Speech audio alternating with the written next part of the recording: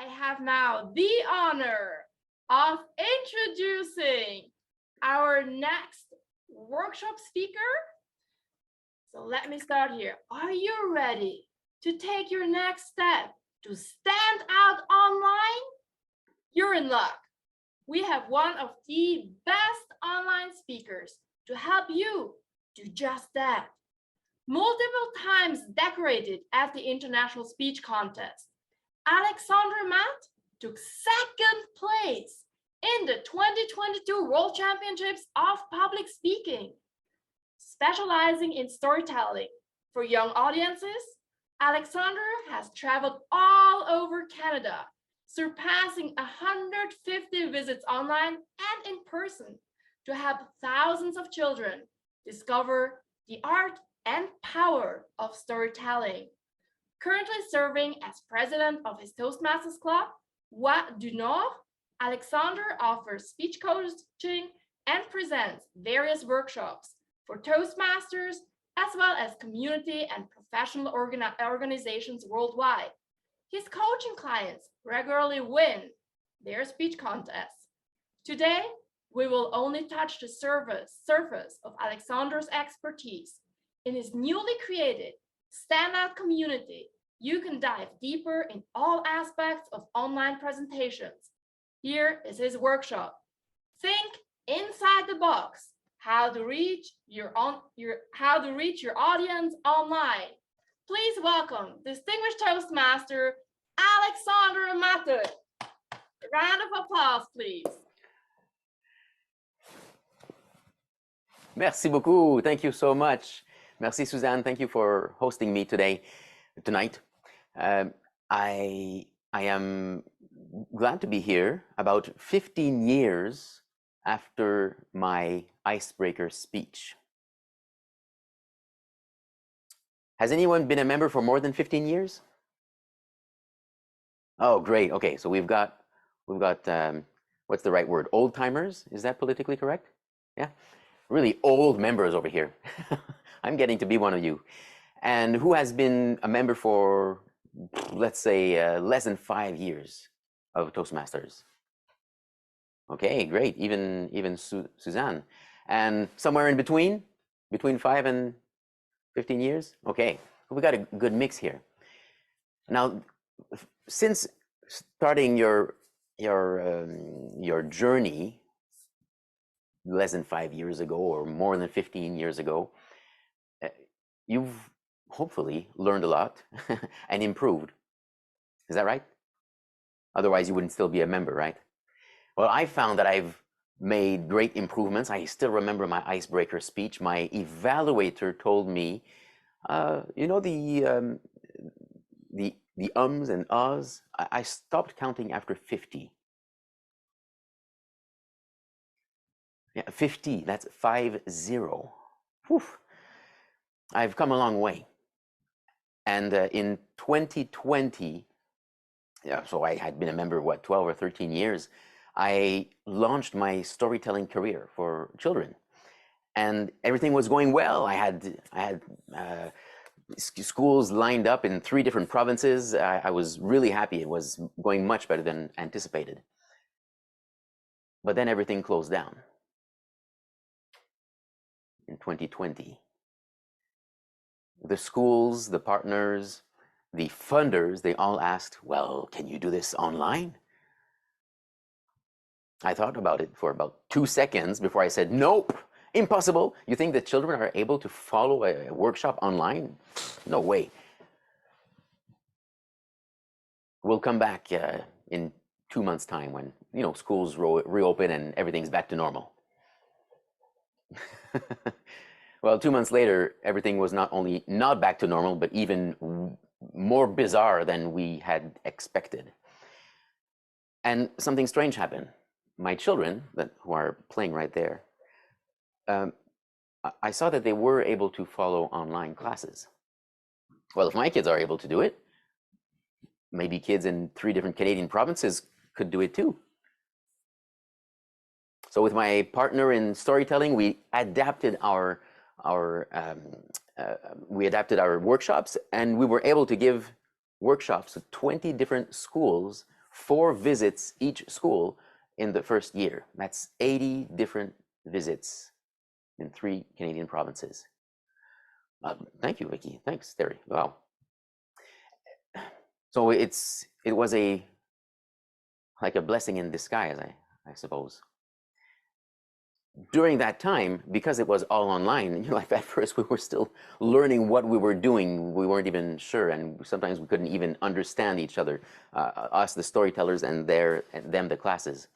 But doing this 80 times in 1 year, it was really useful to learn how to interact with children online. And if you're able to interact with children online or offline, though that's the most difficult audiences. So if you can do it with children, you can do it with adults, no problem. So without going into details of what I learned and what I could teach you, I'll just go over the surface and I will let you know what is my what you call it, a secret ingredient, which is not very secret. I say this to everyone. So let me present and share my screen. Excuse me, I just need to click on some buttons here. There. And if you want to play along, you can go to these instructions. You can either take a photo or scan this code with your phone and follow along on your phone, or go to that website, Menti, MENTI.com, and enter that long code. I can also copy the link and put it in the chat. Check this out. If you want to do it on your computer.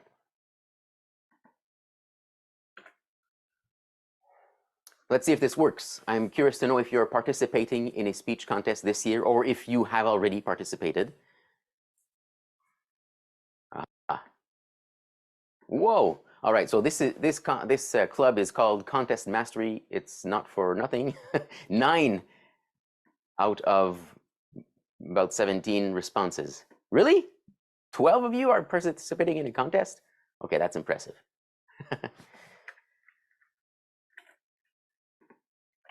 So I see that you are very numerous in participating in the contest. So I will, if my workshop is titled "Think Inside the Box," it's not an expression that is widely known, not as much as thinking outside the box, right? Thinking outside the box, finding new ways, new creative ways of thinking. Well, thinking inside the box it means for me, well, thinking inside this box, but also it's when you are imposing limits, such as being inside of this Zoom box. When I started, I thought I can't have any real interaction with the audience. Yeah, that's true. It's not instant like being on stage, but you can still stand out when you're online. And in fact, when you have restrictions, it can actually increase the creativity. Many artists work this way. They will either impose limits on themselves, or they ask for limits, or they receive limits, such as a low budget or fewer materials or a smaller canvas. And that's when the power of creativity can actually stand out. Dr. John Spencer gives an example here. He's a creativity expert. I say it more simply. Great innovations come from great limitations. And I'll show you what it means to think inside the box. I'll give you a great example from Nitai Yair Levy, who won the 2nd place worldwide in 2021. check this out. Check what he does right here. Is there sound? I forgot to share the sound, right? There it is. He said, let's travel back in time. And I muted it myself. Let's travel back in time. Ready? I'm 17. I'm in love with my wife, but I'm too afraid to tell her. That was cool, eh? So Nitai Yarlevi here, he did something that is possible online and on a camera that is impossible to do when you are, if you were to be presenting on a stage. Imagine if he's on stage. All right, come back with me in time. Is it working? Oh, it's not working, is it? No, it's not working. He would, if he was on stage, that would look absolutely silly. He would need to find something else. So that's what I mean by thinking inside the box. Yes, you've got this limit, but you can find creative ways of using it. You can get right up to the camera without being too weird, because if you were on stage and you wanted to, or in person and you wanted to go really close to someone, that would be very strange, right? Nose to nose with someone in the audience. I don't recommend it. But with the camera, it's fine. Insert, depending on what effect you want to give.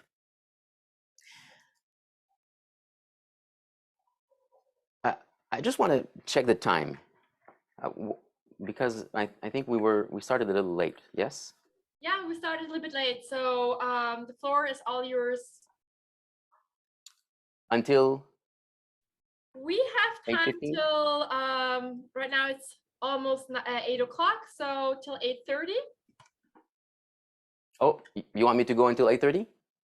I mean, whatever you have prepared from your end. Like I know you have a schedule there, also with the live coaching and with the Q&A. So if you can just finish with everything at 8:30, that would be fantastic. And I'm sure the Toastmasters here are eager to learn from you. So if you go a couple minutes over it, that'll be still fine. Okay, that's no problem. So I will show you one more thing that I can help you with when we think inside the box, because it's really a big challenge to interact with the audience, especially when you don't see them. Now, here's a pet peeve of mine. In the contest, the guidelines from Toastmasters International is to have all the cameras turned off. I think that's ridiculous, counterproductive, and unhelpful. Now, if I have other words to offer, I will give them, but I might start being impolite. If anybody here organizes a contest online, please let the audience be seen. It's better for the audience. It's better for the speakers, and it's also better for the judges because they can actually have an opinion on audience reaction. Okay, that has been said.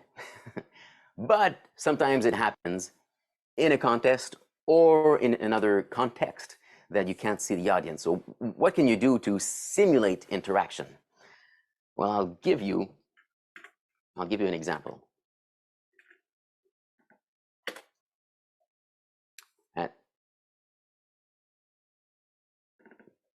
And by the way, this is the sort of setup that I use when I'm traveling. If I'm traveling in a hotel, for example, and I don't have all my equipment, I find the lighting in the room to do it.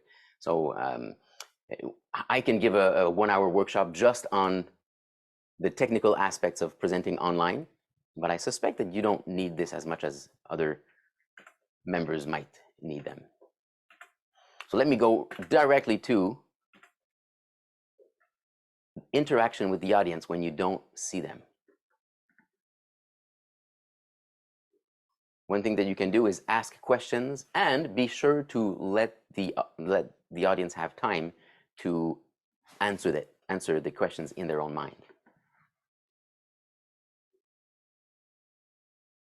You could find other examples like this in world history. Great leaders sitting, talking, and bringing peace between peoples and nations. Don't you wish there were more?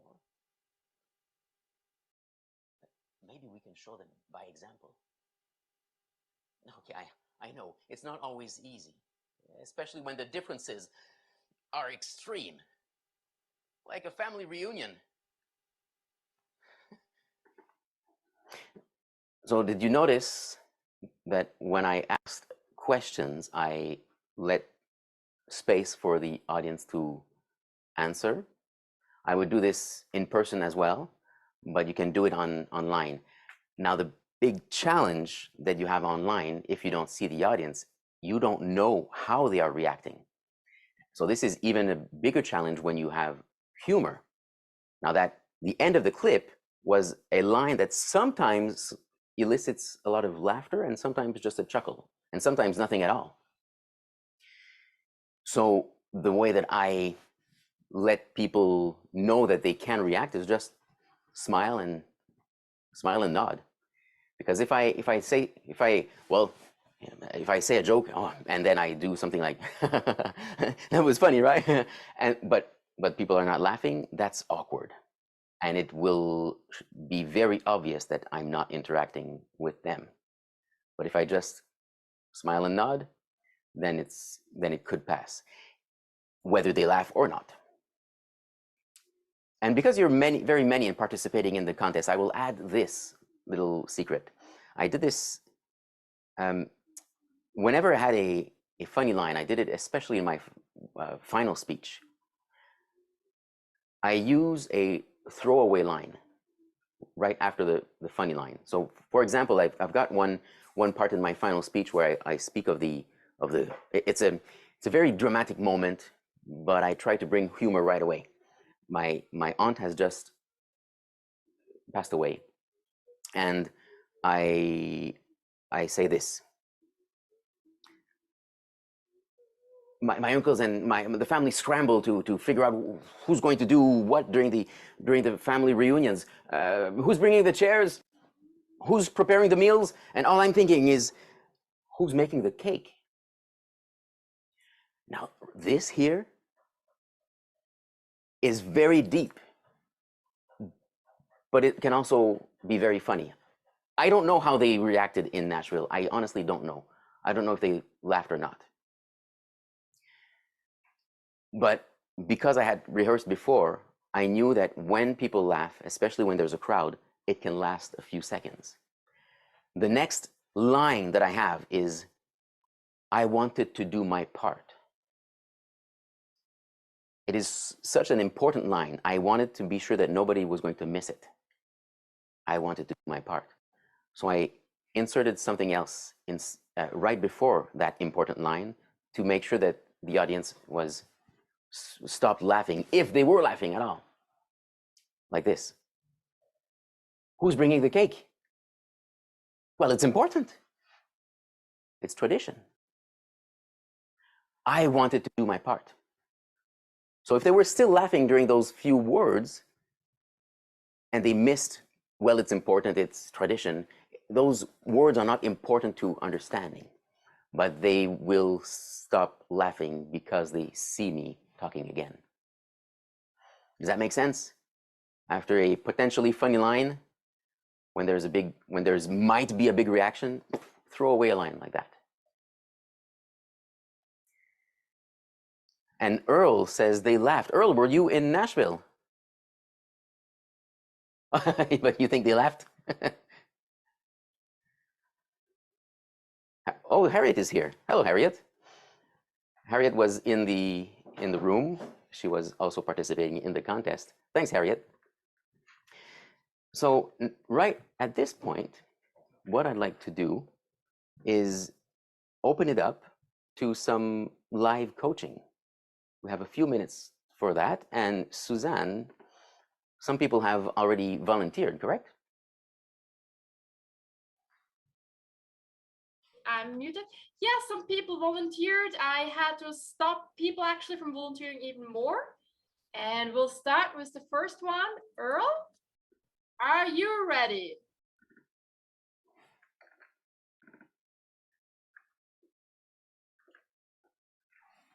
Give me a second just to move my camera up. Not I a can problem. sort of simulate this online thingy here. How's that look? Oh, it's still too high. I have a very sophisticated system. It's a yardstick that I put up to mount the camera on. So what I wanted to do is just the first. Can you hear me okay? I can hear you. Okay. Great. I want to just do the first couple minutes of my current international speech, just to get the sense of whether it gets off to the right start. I'm ready. I'm lying on the operating table. My brain has just been cut open. My family is waiting in the waiting room of the hospital. It has just heard that the incision has been made. And then moments later, the lights go out. Not the lights in my brain, the lights in the hospital. Would you have been worried? I probably would have been if I hadn't been unconscious. I was having brain surgery, a surgery that probably saved my life. They say, don't sweat the small stuff. But brain surgery is not small stuff. I know a person that went through what was supposed to be routine brain surgery, and now they're confined to a wheelchair for the rest of their life. You know, aware of the risks and really concerned about me. My whole family had gathered, including a friend of my sister, who was sending me out healing energy from her prayer blanket. When the lights failed, she screamed, and I quote, "I shot my wad, I've overloaded the power grid." You know, it's too bad it isn't true. Just think, an unlimited source of renewable energy. Wool blankets. That's my first 2 minutes. So Great. Thank you so much, Earl. First 2 minutes. Well, you know what, Earl, you go straight into the action or into the intrigue. You don't lose time. So I'm glad that you do that. This is great. First, a technical thing. I notice you have a microphone on your desk. yeah, I won't be using that. If I'm actually considering of doing this live because we're doing hybrid this year. So Okay. it's not too far a drive for me. And I got disqualified in a contest last year because of a microphone mix up. My battery on my lavalier mic died partway through the speech, and they had me restart from the line I ended on, which was weird. It took them a half hour to figure this out, but they gave the timer the wrong information. I want to avoid all those problems. Okay. All right. And do So this live. all I was thinking is because of your vocal variety, when you speak very softly, I didn't hear you. But if you're mic'd professionally at the hybrid event on stage, then it should be Yeah. okay. All right. That's good. Good to know.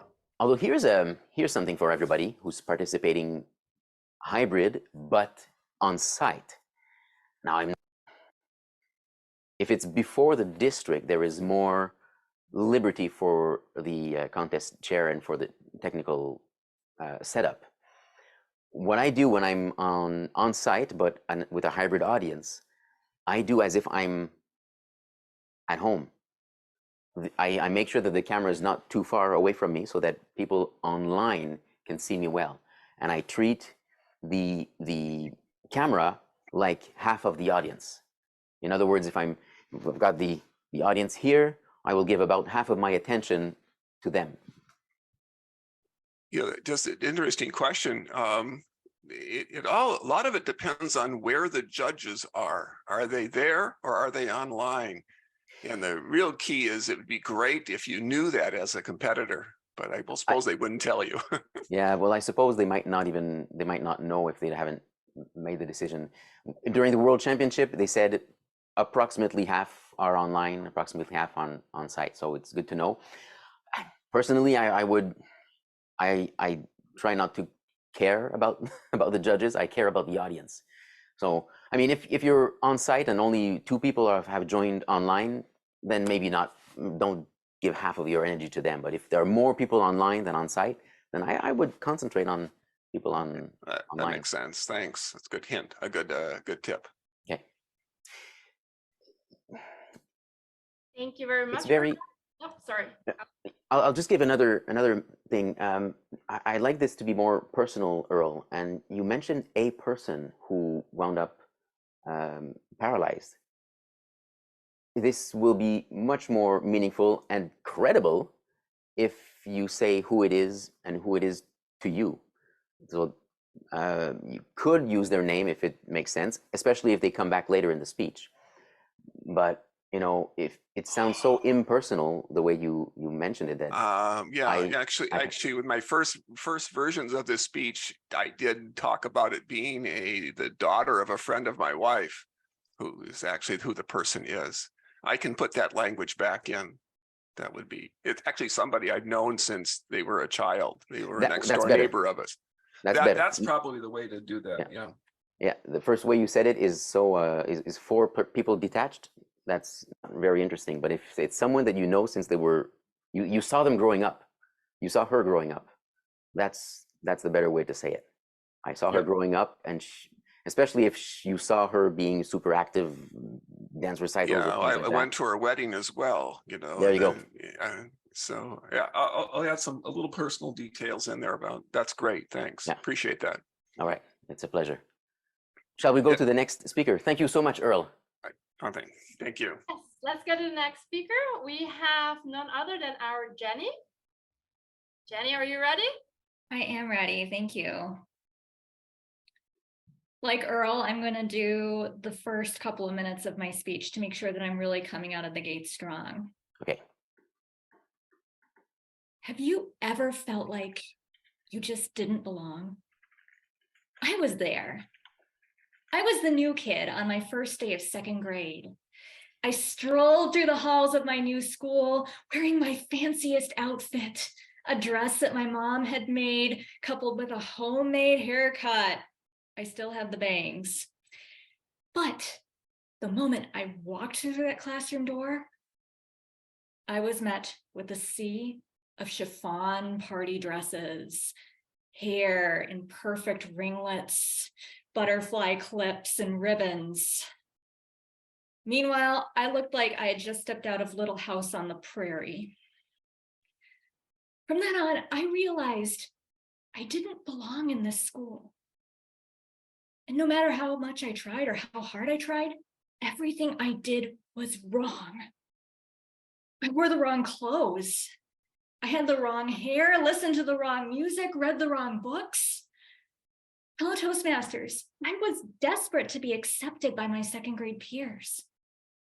Have you ever tried to change your appearance or your interests just to be likable? No matter what, no matter how long I grew my hair, or no matter how many books I read, or how much pop culture knowledge I tried to impress people with, I just couldn't fit in. But that fall, there came a single ray of hope. Halloween. Maybe I could impress everybody with my creative costume construction, and finally I'd be accepted. Jenny, thank you. Thank you.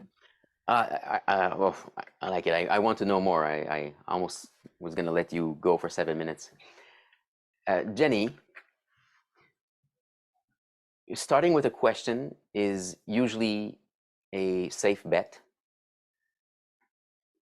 Now, I think your question is fine, but for everybody else, think about this. If your question is not automatically a yes when you expect a yes, so in other words, you have a rhetorical question but people might say, no. Like, have you ever felt like you didn't fit in? If people are thinking, no, then you've already lost them.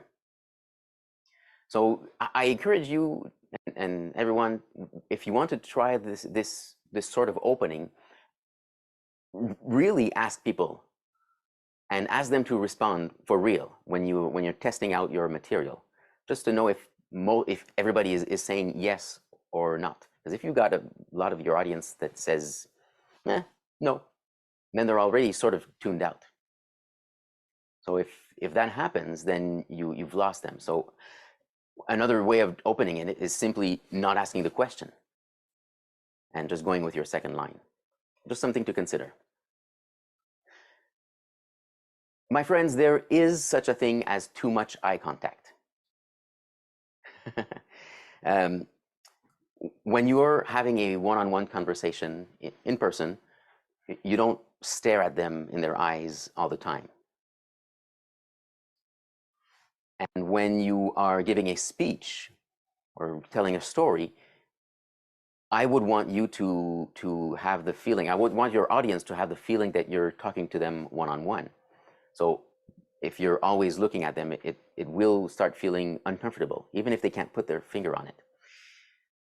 When would you stop eye contact?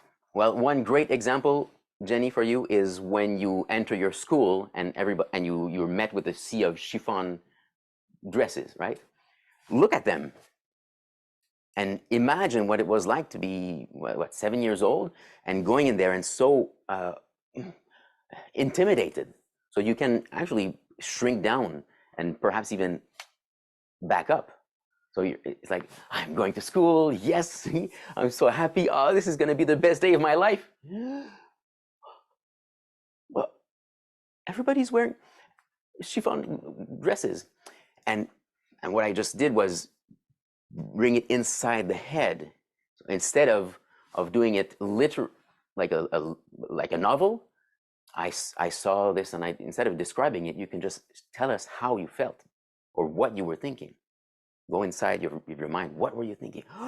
What am I doing here? I'm not in the right place. You understand? Does that make sense? Yes, sir. Right. I do love the homemade haircut. I'm curious to know who, among all the ones who have their cameras on, who has had a haircut homemade that was ruined. Right. And who has made a haircut for their children and ruined their haircut? Yes, right. Yeah, man, we still have the photos. It's awful. It's like, no, it's not quite right. No, it's not. Okay, we better stop there. So, Jenny, using that sort of example is going to get a lot of people to identify with you.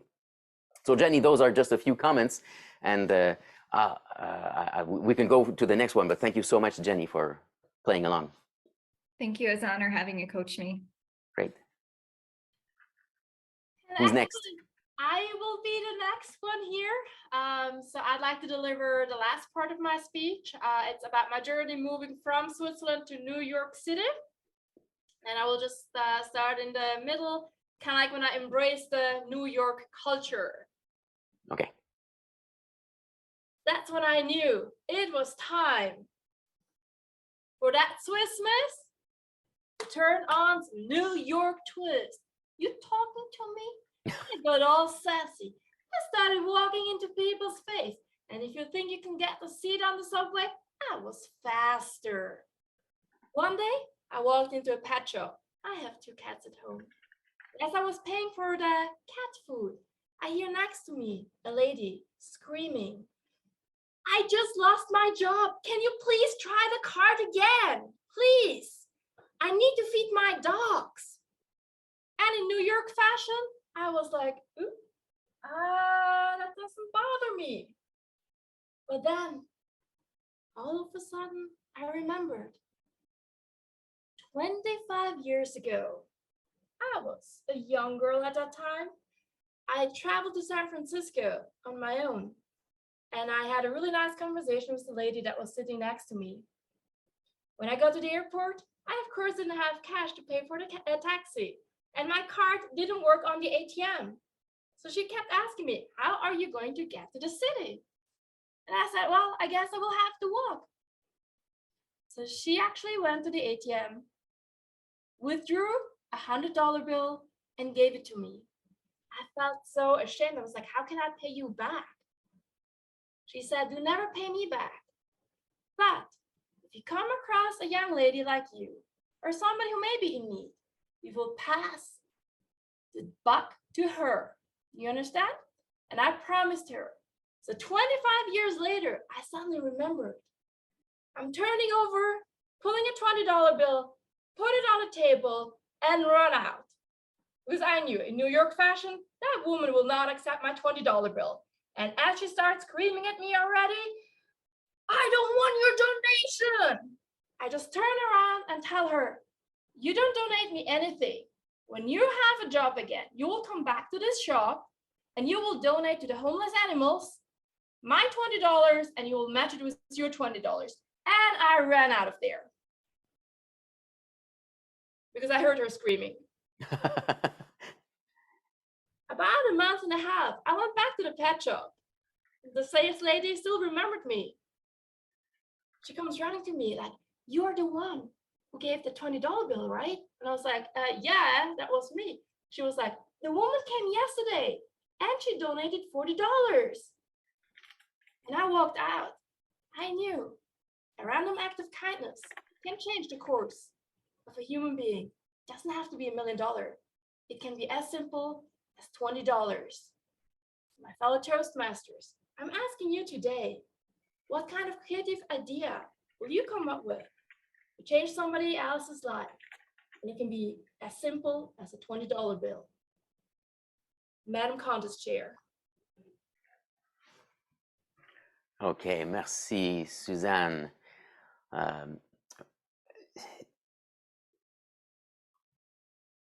Quick question first. Your character from 25 years ago, was she introduced earlier in the speech? Yes, I will have, when I do the introduction, it's basically about my move from Switzerland to New York City, the challenges I faced and experiences I made, and also how a random act of kindness 25 years ago still.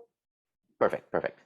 Okay, so I'm mostly going to comment on your character placement, physical places.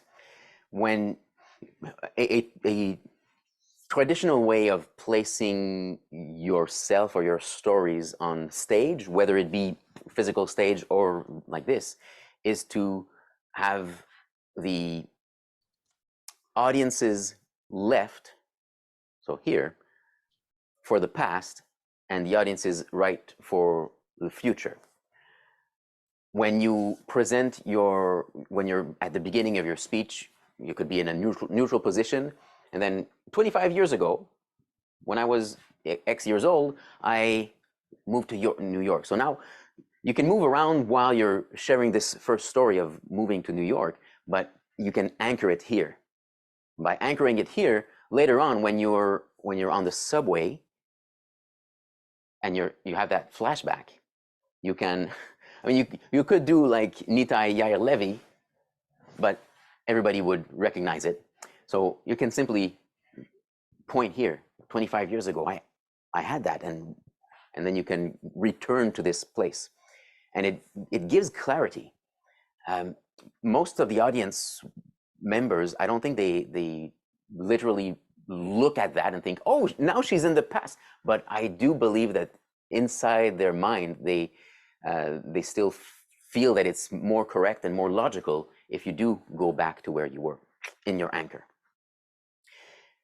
And another thing about the placement is the dialogues. Whenever there's dialogue, the classic way of doing it, which I do myself, is the pivot. So if you, and again, not looking at the camera when you are in character.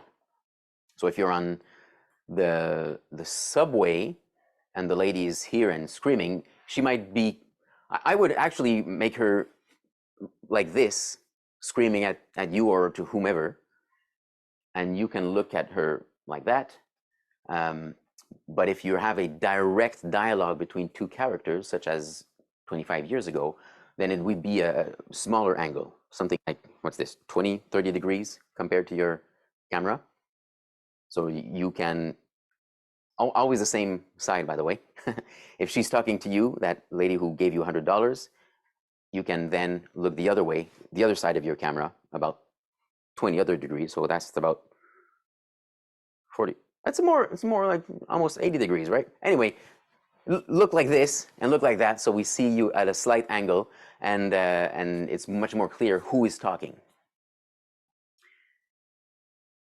One last thing. So does that make sense for Sue? And for everyone else, when you've got characters, when they are talking, it's usually best not to look at the camera, so that it's clear that it's not the narrator talking to the audience, but it's the characters talking amongst themselves. And now I was distracted by the length of the sentences that you said to the person that you helped, especially because you're in a hurry to leave. So find it. If those are really the words that you said, okay, but you can use some creative license to shorten it. So instead of what you said, you might say something like, I'm leaving, pay it forward. Or whatever, key word that you can use, especially since you've just said it just a few seconds before from that other character.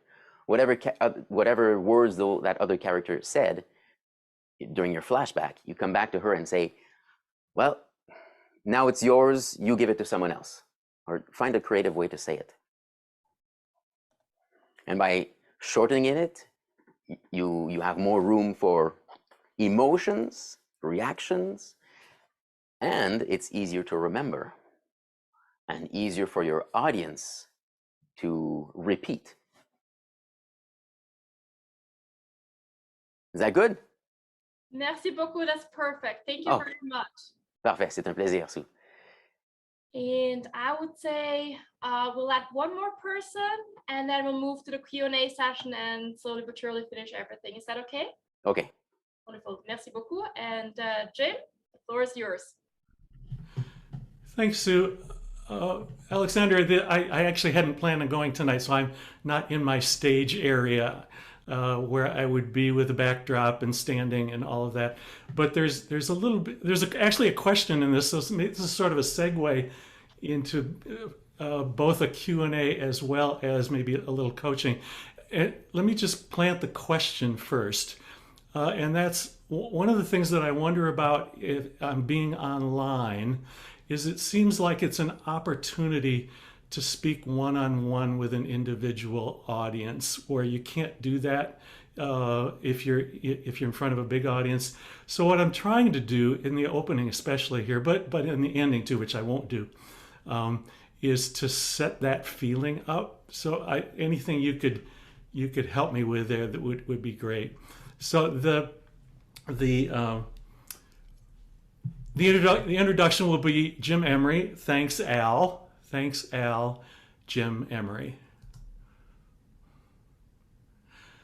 Fellow Toastmaster, do you remember your first speaking mentor? I remember mine, and it wasn't someone I would have guessed. I joined Toastmasters 8 years ago. I thought I was hot stuff. I'd been a performer all my life. I'd coached performers and judged performances for decades. When I learned that there were advanced clubs, well, I had to get into one. But first, I had to get a competent communicator at a regular club before I could get into an advanced club. Well, I found a friendly little club in downtown Minneapolis, and they had speaking slots every week that I could take. So I quickly joined to get my competent communicator there. They asked me if I wanted a mentor. A mentor? No, that won't be necessary. Okay, I'll stop you there, Jim. Yeah. I see what you did at the very beginning, fellow Toastmaster, Uh-huh. in the singular.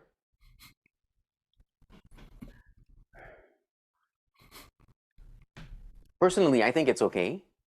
I wonder if some audience members would be confused Mhm. because it would be very different, especially since it is obvious that there are many people in the audience. Ask around if that works,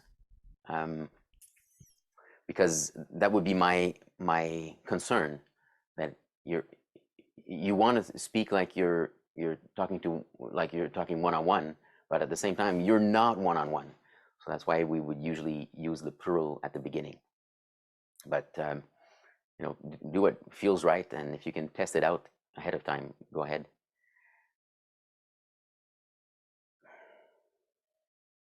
This is for a contest, Yes. and it's for, okay. Can you tell me quickly what's the wait? I'll tell you what my other concern is. A contest speech about Toastmasters. I have found that well, it's just my personal opinion, but it's like, well, there's a possibility to do. Let me much more. interrupt. Let me Yes. interrupt. The story that follows is all about a fellow who has a stutter, and it traces him through the whole world of Toastmasters, and it gradually transforms me from one arrogant son of a bitch into someone that actually learned from this guy. Great. All right. Awesome. So you have answered my question. I was wondering if it was going to be deeper than what we usually would hear. So I'm glad it is. Okay. You were a performer. You mentioned that you're not in your area. So when you're standing up, do you exaggerate even more? Oh, for sure. To show us that you are a performer. Okay. Good. Yeah. So I think I need to move on, but it would be cool to talk again. I'm really interested to know more about this speech and all this other speeches that I heard. It's almost unfortunate to hear only 1 or 2 minutes from each person, but thank you so much, Jim. In fact, we might follow up later. Yeah. Let's do that for the book a coaching session. That would be great. So. Sure, let's do that. I'll let everybody know how you can do that. So thank you so much, Jim. Thank you, everybody. I'm now going to leave a link in the chat because I want to make sure that these workshops are useful for you and for future audiences. So I've got my evaluation form there, and when you insert your information, you can. I think there's a checkbox to learn more about me. And I'll follow up with you later on, and you'll have a link to my website as well. But I'm curious to know if you can write just yes or no in the chat, or Y or N in the chat, if this has been useful for you, whether you were coached directly or not. Just a yes or no would be useful. Hopefully the 4 coachees will say yes. Okay, great.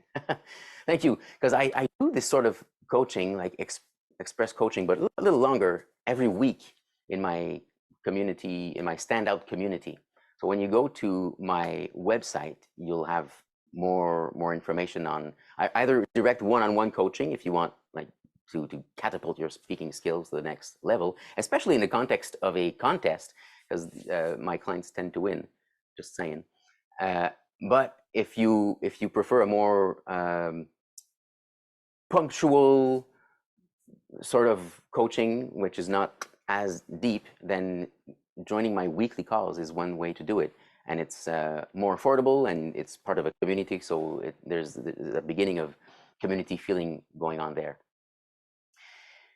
So I would be really pleased to have you join us. And by the way, if you join for the community, the first month is free. So you can try it out, get your first weekly call for free. And if you don't like it, you just stop paying or don't pay at all. And if you do like it, well, that would be fun for you to stay along with the few clients that I have right now.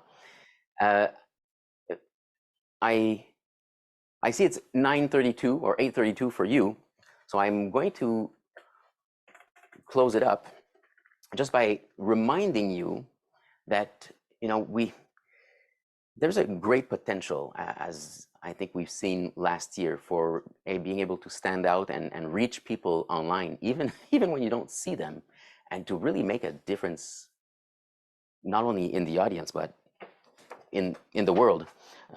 I just dropped something. It was a sign that I keep with myself: make a better world, that I keep in front of my camera, because every time that I have the opportunity to speak and to share a message, I remind myself there is a potential to be reaching everywhere and make the world better with their message. So to the 4 people who I've coached tonight, and the other 9 or 12 contestants that we have here, remember this: you have a great message that can change the world, and you can have a bigger impact with your audience when you're presenting online. You can have a better impact when you think inside the box. And I'll head it over to Suzanne. Thank you so much. Thank you very much. And I see a very important question for you, Alexandre, in the chat room. Is there information on how to join in on your calls? If you don't mind maybe sharing the website or how we can find your calls in the chat room, that would be fantastic. Yes. And then if everybody still has time, especially you, Alexandre, if you have maybe 5-6 more minutes time, would like to open it for a Q&A session. I can stay, yeah. Merci beaucoup. And for everybody who has a question, please raise your hand. I see Earl has already raised his hand. So just follow his lead and I will take one by one. Earl, go ahead. Real quick question. You'll notice, if you remember in the beginning of my speech, I didn't use the traditional Mr. Toastmaster, fellow Toastmasters, honored guest stuff. I was advised that that's really not necessary and may in fact be distracting. What is your opinion on that? My opinion is that if it's not necessary if those words are not necessary to reach the audience, you don't need to use them. Thank you. That said, some judges might make you lose points because you don't say it. I don't care about them. Yeah. That is my opinion. Okay, thank you. And we have AJ. AJ, go ahead. Yes, good evening, Alexander. Hi, AJ. I wanted to ask, where you were competing virtually against in-person contestants that had approximately a 16-foot stage speaking area, what speaking area were you told, or did you personally decide to use to be able to finish as well as you did from a virtual platform? So you're asking me how much space, physical space I had? Yes, sir. Very similar to what I have here. So what's this? This is about 7 feet from my camera to my wall, and however long this is. So not much more than this. And obviously, because I'm farther away, I can put my hands here, but if I keep my hands outstretched, then it's not a circle. It's not a square or a rectangle. Your speaking area is a pie, a pie slice or apple slice, apple pie slice, pizza slice or triangle. So not much more space than that.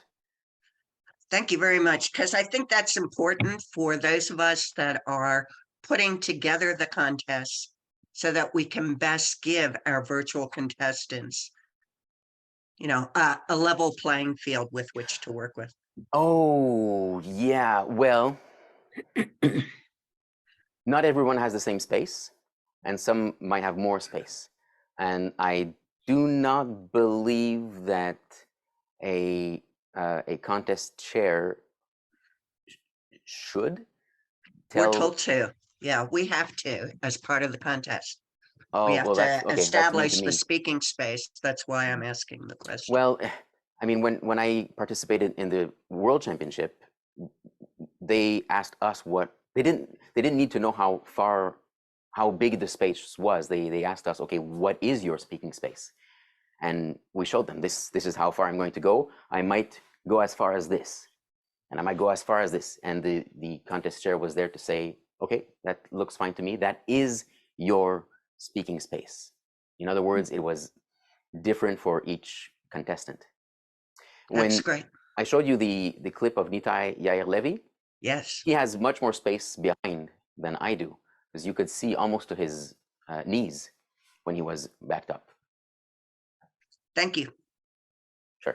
Excellent question. And we're going over to Jim. You've sort of touched on this a bit already, but maybe if you could speak a little bit more. There are lots of trade-offs in an online stage. There's a backdrop, there's lighting, there's distance from the camera. Could you speak a little bit more about what some of those trade-offs are? Like, what did you intentionally decide to use less space than Nitai did, or was that a limitation of the space you had to work with? Just in general about setting up your space. Well, it was mainly because I had not the space. For my final speech, I could have given myself more space because I was in a photo studio. I could have backed up, but I mean, I had prepared so long with my limited space that I wasn't going to change everything that I was doing for the final. So the trade-offs, yeah. I mean, you mentioned it. You speak as if you're speaking to one person. It's much more personal, and that's why I mentioned earlier that if you are on site in a hybrid contest, I do hope that the setup will allow you to have this sort of setup where you can go much closer to the camera. Because if it's set up as the World Championship was, then that's a disservice to the online audience as well as to the speaker, because you lose all that possibility of showing the subtleties. Is that a word? Subtleties? Subtleties. Subtleties. Yes, thanks. Awesome. And I will let 2 more questions in before we wrap up our meeting. Margaret and then Tommy. Margaret, go ahead, raise your question. Hi, Alexander. I put something in the chat. I noticed when you showed us your quiz questions, how you use your background. And I thought that was pretty cool, especially how you had everything set up, ready to go. Is that practical or? You mean when I showed you the setup? Yes. Yeah, you had the lighting, you had your computer on top of the ironing board, and you also had a table set up with your treats on it. And yes. You just grabbed it, and I thought, aha, look at that. Yeah, and here's the other one. I was in 2 different places for the semifinal and for the final, both not at home. And this is the semifinal. As you can see, the space is very limited. I needed to put everything on the bed, so I didn't have a lot of room. But you can see that my laptop is on top of a box, on top of a box, on top of a chair, on top of the bed, and the camera is separately there. And by the way, the camera should be at eye level. That's the best. I think most people would know that by now. Yeah, and the lighting. If I had more time, I'd show you the photo of the other part where you see the lighting. So there's a light, the light that's on the right side of the camera. There, I put a tissue on top so that it would diffuse the light. The light fixture that's on the ceiling was creating bad shadows from my glasses, but if I turned it off, there was not enough light. So I took masking tape and I taped the light to bring it closer to me, and it was stuck on the ceiling. So I had also my fingers crossed that it would not suddenly break while I was presenting. Oh my! Hopefully, you put everything back in place after you finished. I think I did.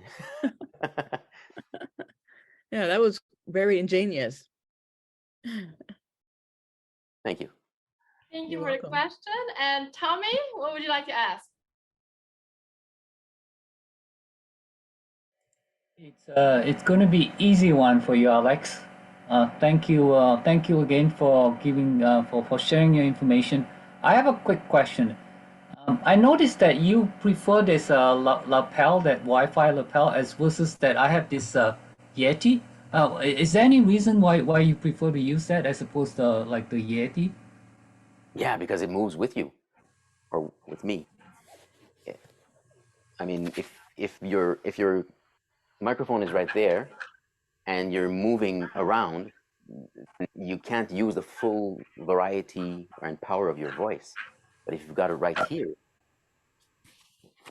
you can speak softer or louder, and it will pick up whatever variety you give. And you can even do something really cool like, and that's when the unthinkable happened. All right, so I'm sold. Yeah, the Yeti is very good if you don't move. That's what I can say about that.